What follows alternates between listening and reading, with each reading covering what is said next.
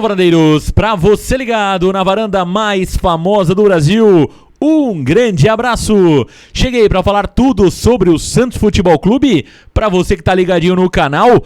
E que vitória maravilhosa do Peixe na noite de ontem contra o Flamengo. 1-0 que tirou qualquer chance de rebaixamento do gigante chamado Santos Futebol Clube. Vamos falar tudo sobre o jogo de ontem, quem foram os destaques da partida e também quero falar sobre o próximo jogo contra o Cuiabá. O Santos Futebol Clube que segue vivo na briga pela pré-Libertadores. É difícil, mas para o Santos não tem nada impossível. Tudo isso e muito mais, vamos falar também sobre o Fábio Carille, que se diz muito feliz no comando do Santos Futebol Clube e tomara que fique no comando do Santos. E o Marcos Guilherme, hein? Como jogou bola ontem. E o Marcos Leonardo, meu amigo Marcos Leonardo, ontem fez uma partidaça. Cada gol que ele faz, ele vai ficando mais caro para o Santos Futebol Clube. Tudo isso e muito mais aqui no Varanda. Deixa o seu like, se inscreva no canal e vem para a varanda mais famosa do Brasil. Meus amigos varandeiros, Santos 1, Flamengo 0. Aquilo que parecia impossível aconteceu no Maracanã na noite de ontem. Uma partida gigante do Santos Futebol Clube. Um primeiro tempo muito bom do Santos.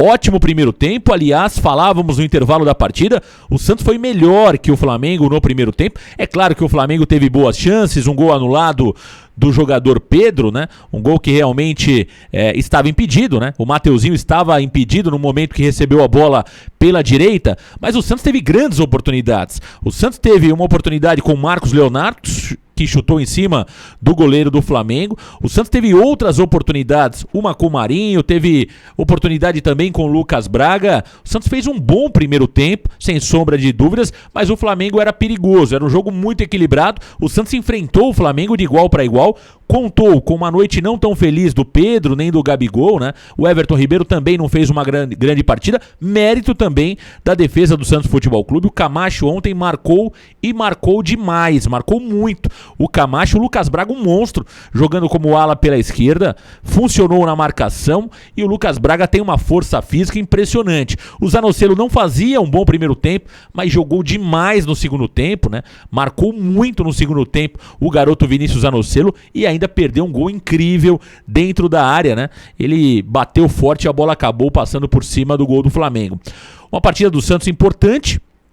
O Marinho, na noite de ontem, realmente se mostrou estar recuperado. Existia uma grande dúvida como que o Marinho estaria na partida de ontem, como que o Marinho realmente iria se comportar. Eu entendi antes da partida que o certo era o Carille ter mantido o Ângelo, né? O Ângelo voltou para o banco de reservas, mas o Marinho fez um bom jogo.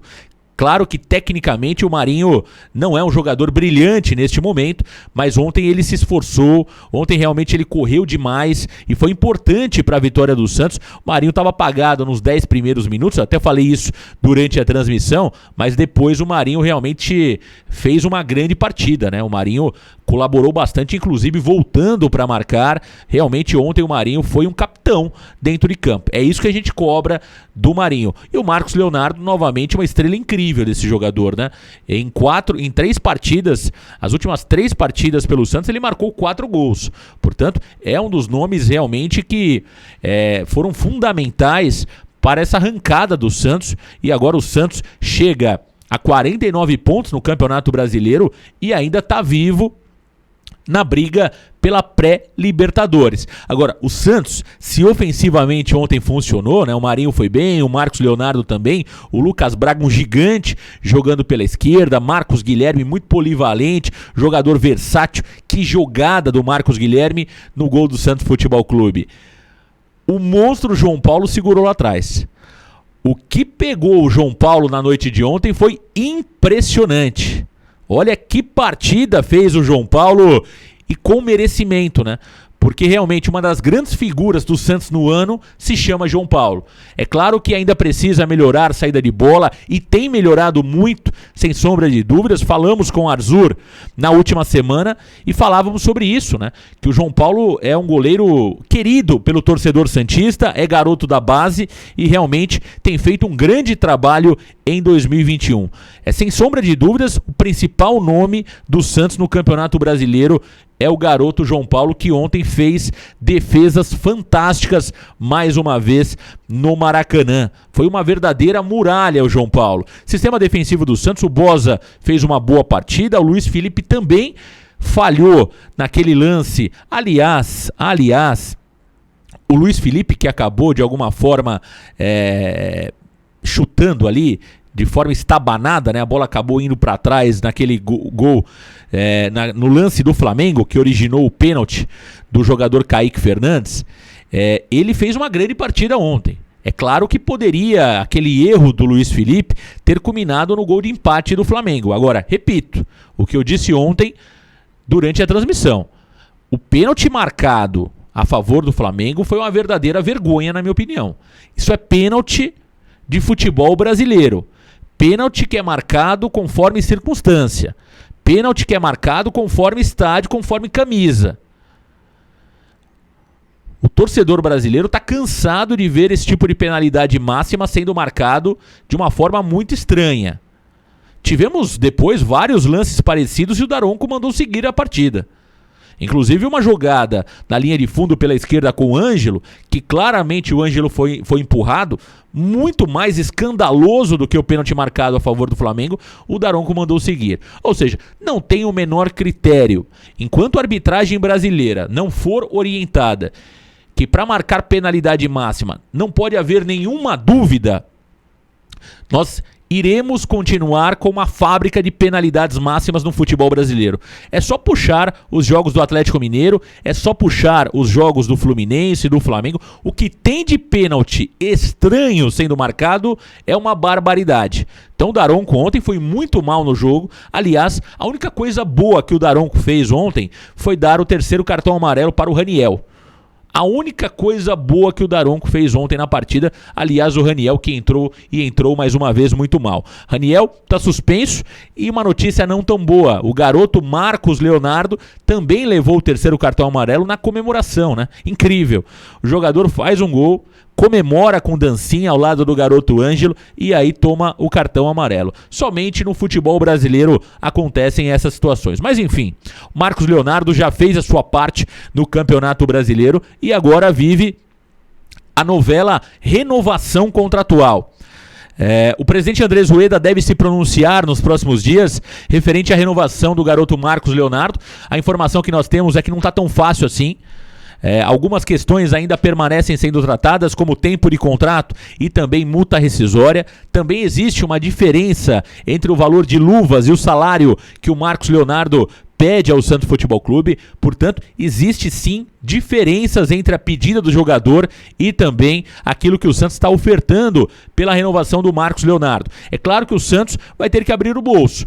Isso é natural, porque cada mês que passa o jogador não renova o seu contrato, fica mais perto do término. A partir do dia 1º de maio de 2022, o Marcos Leonardo vai poder assinar um pré-contrato e o Santos não vai receber nada. Idêntico ao que aconteceu com o Caio Jorge, o Santos teve que brigar para receber 3 milhões de euros. Então o Santos pode realmente, infelizmente, perder mais um jogador a preço de banana. A nossa expectativa é que o Santos consiga reverter, faça realmente um planejamento para utilizar a imagem do jogador, um plano de carreira para o Marcos Leonardo muito agressivo, porque é uma joia, é um jogador com muito talento. Sempre falamos aqui no Varanda que o Santos tem Marcos Leonardo e Ângelo como dois potenciais, dois jogadores com enorme potencial, que vão salvar a vida financeira do Santos. Assim como o Caio Jorge poderia ter ajudado muito e não fez. Mas o Santos tem Ângelo, Marcos Leonardo e Sandri, olha, 3 jogadores fantásticos. O Kaique tem muita qualidade e o Pirani também. Agora, esses 3 que eu citei são jogadores fora da curva. O Ângelo, ontem quase que ele aposenta o Davi Luiz. O Davi Luiz não achou o Ângelo desde que ele entrou.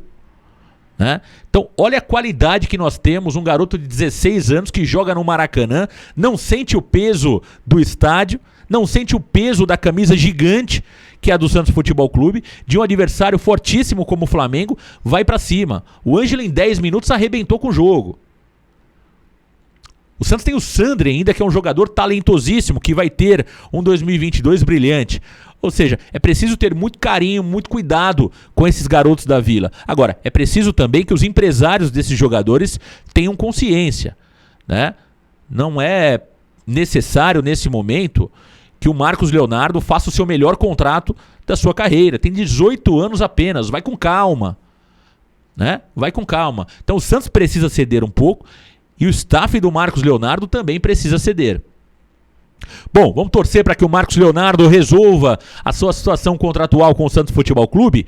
E um outro profissional que precisa resolver a sua permanência no Santos é o treinador Fábio Carille. Ontem, após a partida, ele se disse muito feliz em comandar o Santos Futebol Clube. Olha, sem sombra de dúvidas, o Carille é um dos principais responsáveis pela virada do Santos no Campeonato Brasileiro.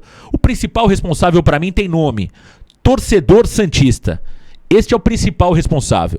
O torcedor santista esteve com o Santos desde o início do Campeonato Brasileiro, apoiando o tempo todo, criticando às vezes, porque faz parte. Futebol não é somente elogios, mas o torcedor santista deu prova de amor nas redes sociais, na Vila Belmiro, quando voltou o torcedor ao estádio, e esteve ao lado do clube desde o início do Campeonato Brasileiro. E o segundo maior responsável se chama Fábio Carille.